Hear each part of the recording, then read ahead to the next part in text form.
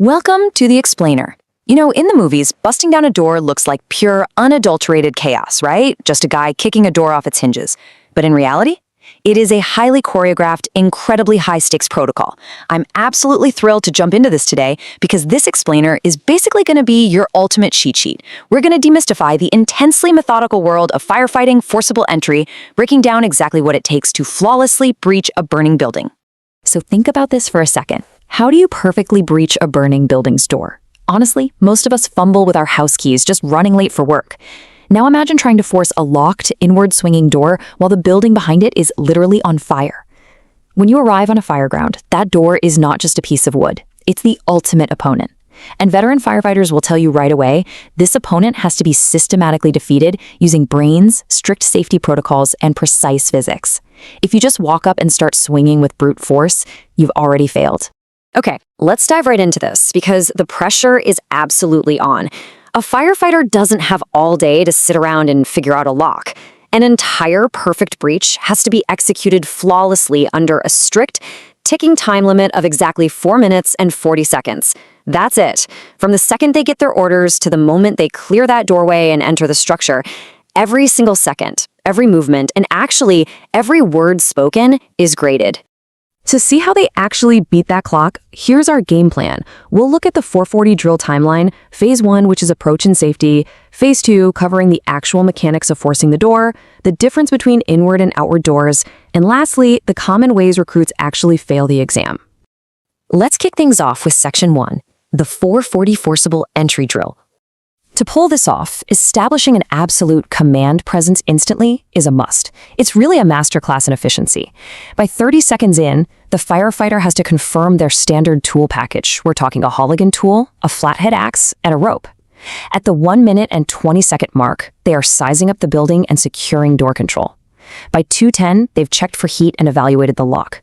Notice that actual tool work doesn't even begin until around the 3-minute mark. By 4:10, the door is forced, and right at the buzzer at 4:40, those final safety sweeps are totally complete.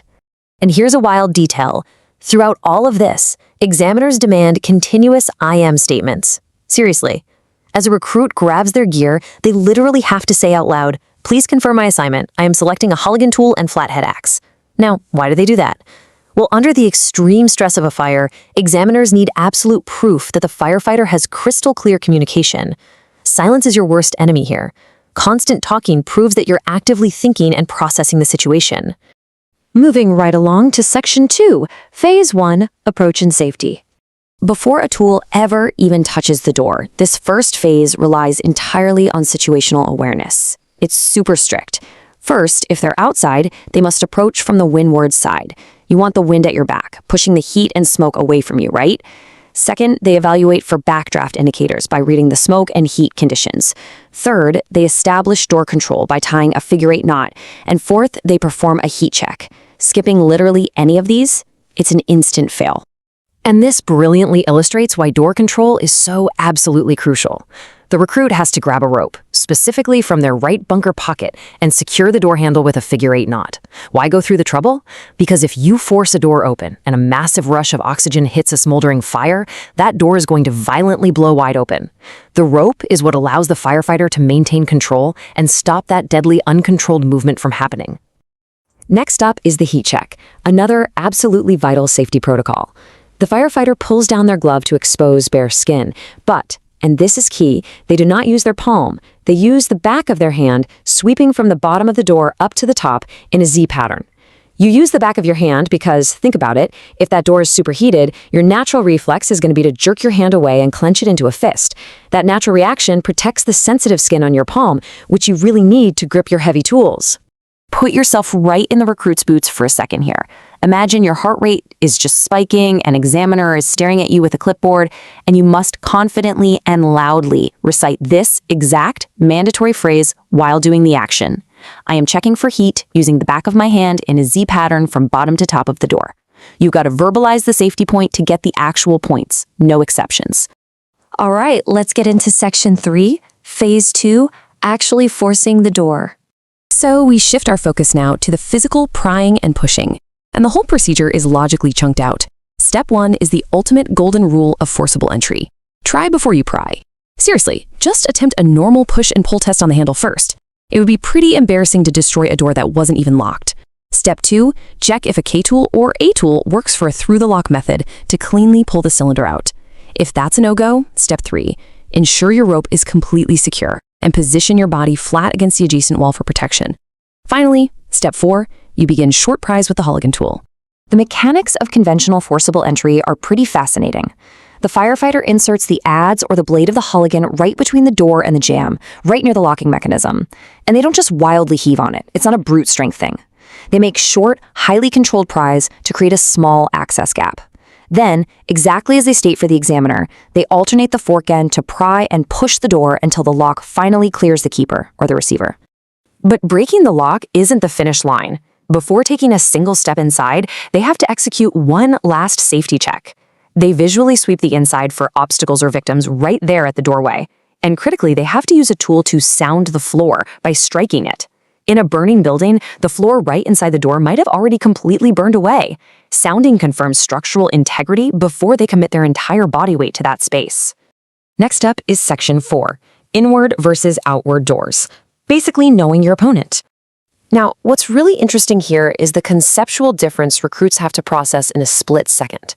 With an outward swinging door, so one that opens towards you, the core strategy is to pull the door towards you, separating it outward from the jamb.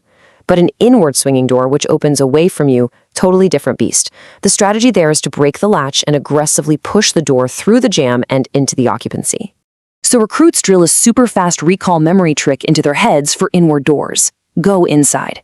An inward door means you are working into the structure. You're creating a gap and pushing that latch right past the keeper. If you get confused and start trying to pull an inward swinging door toward you, well, you're wasting time, you're burning energy, and frankly, you're showing the examiner that you just don't understand the basic physics of the opponent in front of you. Which brings us to our final section, Section 5, Common Exam Failure Points. Listen, you could be the absolute strongest person in the entire academy, but muscle alone will not save you here. The most common failure points aren't physical, they're mental lapses under intense pressure. Breaking the rigid procedural order is just an instant fail. For instance, executing actions out of order. Say your adrenaline's pumping and you wedge your Halligan tool into the door gap before you've done your barehanded heat check. You fail. Safety always precedes action. And then there's the silence. Forgetting to speak is completely fatal on this exam. If you forget to announce you're taking the windward approach, or say you physically test the door handle but you fail to actually speak the words, "I will try before I pry," you lose the points. If you do the heat check flawlessly but don't say back of hand heat check, or you skip tying that vital figure 8 knot to control the door, you're out. It's that strict. Finally, the ultimate fatal error is confusing the door motion. If the pressure just gets to you, your brain scrambles the physics, and you try to pull an inward door or push an outward door, it proves a fundamental lack of situational awareness. And the examiner, they will just stop you right there on the spot. So I want to leave you with this to think about. We've seen the incredibly precise combination of memory, physics, communication, and pure nerve required for this task. So if the clock started right now, if you had exactly 4 minutes and 40 seconds on the timer, could you flawlessly execute these 12 precise steps to breach a burning door? It really makes you appreciate the intense, highly structured training that goes into saving lives every single day. Thanks so much for learning with us today on The Explainer. Keep observing, keep questioning, and we'll catch you on the next one.